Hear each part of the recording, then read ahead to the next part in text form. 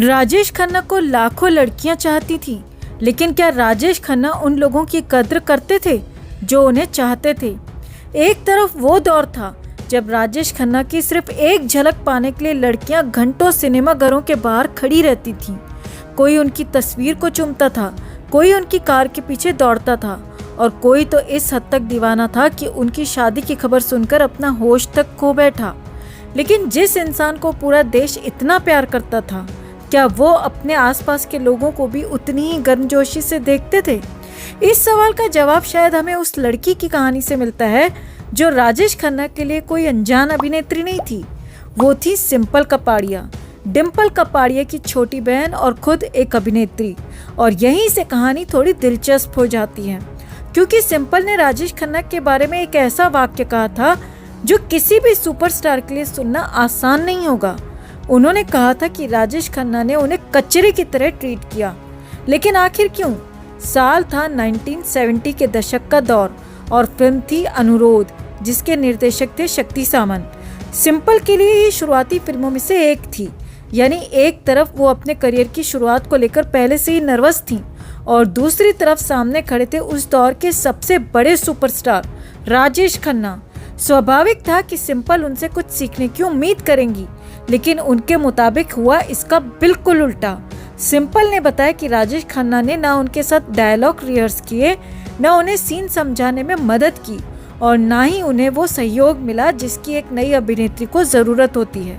पूरी फिल्म के दौरान उन्हें राजेश खन्ना का रवैया काफ़ी नॉन कोऑपरेटिव लगा और फिर एक दिन सेट पर सिंपल खुद को रोक नहीं पाई, वो रोने लगी।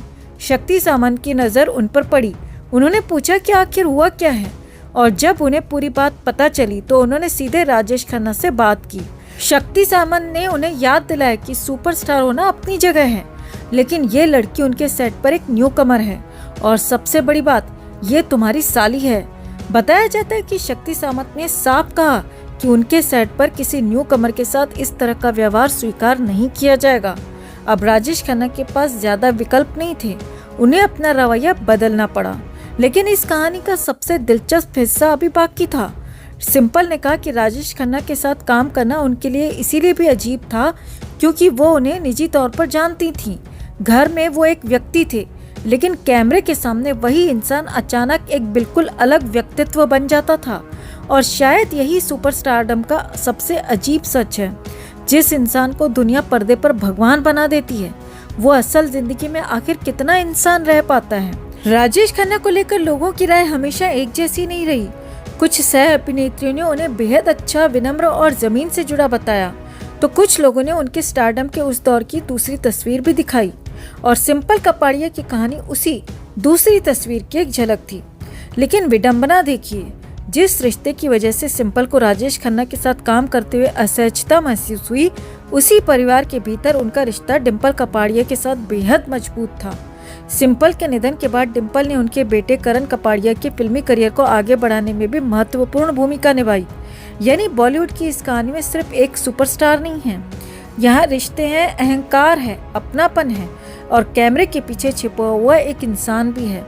क्योंकि स्टारडम की असली परीक्षा तब नहीं होती जब हजारों लोग आपका नाम चिल्ला रहे हों। असली परीक्षा तब होती है जब आपके सामने सिर्फ एक ऐसा इंसान खड़ा हो जो आपसे कुछ उम्मीद कर रहा हो। और शायद सिंपल कपाड़िया की कहानी इसी सवाल को छोड़ जाती है। राजेश खन्ना सुपरस्टार तो थे, लेकिन क्या हर सुपरस्टार हर रिश्ते में बड़ा इंसान भी होता है? आप क्या सोचते हैं? कमेंट में से लेकर आप भी अपनी बात, अपनी राय जरूर रखें और वीडियो को लाइक और शेयर कर अपना प्यार और सपोर्ट भी जरूर दिखाएं। बॉलीवुड में दुश्मनी बड़ी अजीब चीज़ है। यहाँ लोग कहते हैं मैं इसका चेहरा तक नहीं देखना चाहता, फिर कुछ साल बाद उसी इंसान के साथ फिल्म की डेट्स और बजट डिस्कस करते हुए दिखाई देते हैं। और करीना कपूर और संजय लीला भंसाली के बीच शायद अब यही होने जा रहा है, क्योंकि जिस करीना कपूर ने कभी कहा था मेरे पास काम नहीं होगा तो मैं बिना काम के घर बैठ जाऊंगी, लेकिन संजय लीला भंसाली के साथ काम नहीं करूंगी, आज खबर है कि उन्हीं करीना कपूर की टीम भंसाली की टीम के साथ उनकी अगली फिल्म को लेकर बातचीत कर रही है। मतलब बॉलीवुड में कभी नहीं भी शायद टेम्परेरी स्टेटमेंट होता है जब तक अगली फिल्म की स्क्रिप्ट नहीं आ जाती। लेकिन ठहरिए, ये कोई साधारण पैचअप नहीं है, क्योंकि इन दोनों की कहानी में इतनी पुरानी खुन्नस है कि अगर इसे बॉलीवुड फिल्म बना दिया जाए तो शायद इंटरवल से पहले ही 2 बार बदला और 1 बार रिकन्सिलिएशन हो जाए। इस कहानी की शुरुआत होती है देवदास से। संजय लीला भंसाली देवदास बना रहे थे। करीना कपूर का इस फिल्म के लिए स्क्रीन टेस्ट हुआ। अब स्क्रीन टेस्ट के बाद नेचुरली उम्मीद होती है कि शायद रोल मिल जाए, लेकिन बॉलीवुड में स्क्रीन टेस्ट कभी कभी ऑडिशन कम और हार्ट ब्रेक का ट्रेलर ज़्यादा साबित होता है। करीना को फिल्म में नहीं लिया गया और भंसाली ने ऐश्वर्या राय को कास्ट कर लिया। करीना को ये बात बेहद बुरी लगी। उन्होंने मीडिया में कहा कि उनके साथ जो हुआ वो अनप्रोफेशनल था और उन्हें बहुत बुरा लगा, और यहीं से शुरू हुई दोनों के बीच वो नाराज़गी जिसकी गूंज सालों तक सुनाई देती रही। लेकिन करीना ने भी इस कहानी में अपना जवाब दे दिया। जिस दिन उन्हें पता चला कि उन्हें देवदास से रिप्लेस कर दिया गया है, उसी दिन उन्होंने यादें साइन कर ली। यानी भंसाली के पास था देवदास और करीना के पास रह गई यादें। कभी कभी बॉलीवुड खुद डायलॉग राइटर को मटेरियल दे देता है, लेकिन असली बदला अभी बाकी था। कई साल बाद संजय लीला भंसाली ने फिर करीना को अप्रोच किया। इस बार फिल्म थी रामलीला और करीना ने भंसाली को हाँ कह दी। अब लगा कि पुराना मामला खत्म, देवदास भूल गए, दोनों मैच्योर हो गए। लेकिन ये बॉलीवुड है, यहाँ हाँ का भी दूसरा पार्ट होता है। शूटिंग शुरू होने में सिर्फ 10 दिन बाकी थे और करीना ने फिल्म छोड़ दी। वजह, मेरा मूड नहीं है। आम इंसान कहता है आज ऑफिस जाने का मूड नहीं है। करीना कपूर ने कहा आज पूरी रामलीला करने का मूड नहीं है। और यहाँ सिर्फ एक इंसान का मूड खराब नहीं हुआ होगा, पूरे प्रोडक्शन का मूड खराब हुआ होगा। देवदास में भंसाली ने करीना को रिप्लेस किया था, रामलीला में करीना ने भंसाली को रिप्लेस नहीं किया। उन्होंने पूरी फिल्म को ही अपने कैलेंडर से रिप्लेस कर दिया। तो हिसाब एक एक, भंसाली का देवदास वाला झटका, करीना का रामलीला वाला झटका, पुराना खाता लगभग बराबर। लेकिन अब यहीं पर मैं आपसे एक सवाल पूछना चाहती हूँ, अगर आप करीना की जगह होते तो भंसाली को दूसरी बार मौका देते? बस एक शब्द में लिखिए, यस या नो, क्योंकि अब कहानी में जो होने वाला है वो शायद आपके जवाब को भी बदल दे।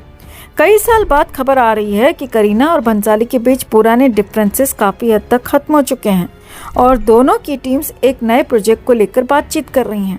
यानी कभी डायलॉग था मैं इसके साथ काम नहीं करूँगी और आज डिस्कशन है आपकी डेट्स कब खाली हैं। समय सच में बहुत शक्तिशाली चीज़ है।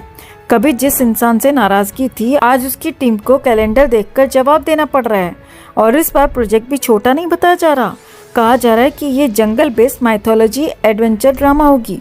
बड़ा बजट, बड़ा स्केल और कास्टिंग में करीना कपूर और धनुष को लेने पर विचार किया जा रहा है।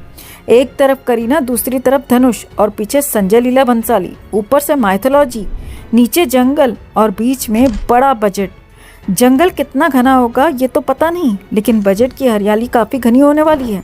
फिलहाल करीना और भंसाली की टीम्स के बीच बजट डिस्कस हो रहा है, रोल्स डिस्कस हो रहे हैं, डेट्स डिस्कस हो रही हैं। मतलब फिल्म अभी बनी नहीं है, लेकिन मीटिंग्स इतनी हो रही हैं कि लगता है फिल्म का आधा हिस्सा कॉन्फ्रेंस रूम में बन चुका है।